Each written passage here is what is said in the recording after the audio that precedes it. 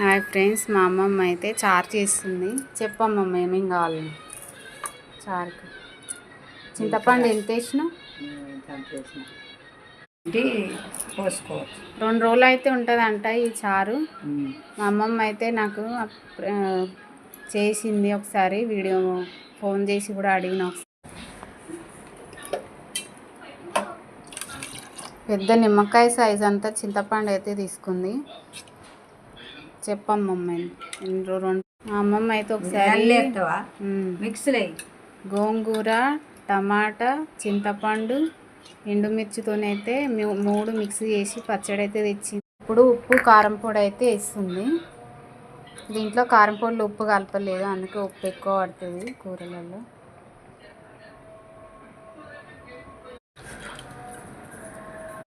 ఇది టమాటా మెత్తగా చేతితో నలపాలి, కానీ నేనైతే మిక్సీ అయితే పట్టమని చెప్తున్నా. మిక్సీ పట్టుకోమని చెప్పింది అమ్మమ్మ. చేతితోనైతే అట్లనే ఉంటాయి. టమాటా అయితే మిక్సీ పట్టిన, కరివేపాకు ఇవన్నీ మిర్చి పోయమ్మమ్మ, పోయి కొంచెం ఎక్కువ అవి మంచిగా ఉంటేనే పులుసు సాగుతుంది. సరే సరే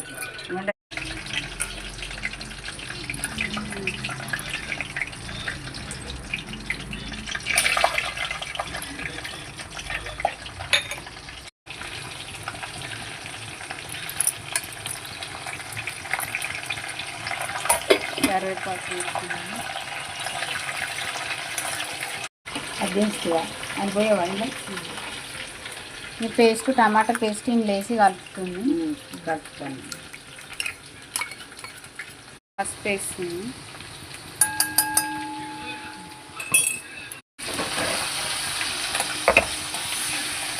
ఇప్పుడు ఏమేస్తాము?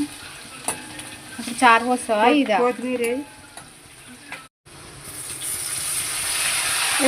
కొంచెం తర్వాత వేద్దాం. మీరు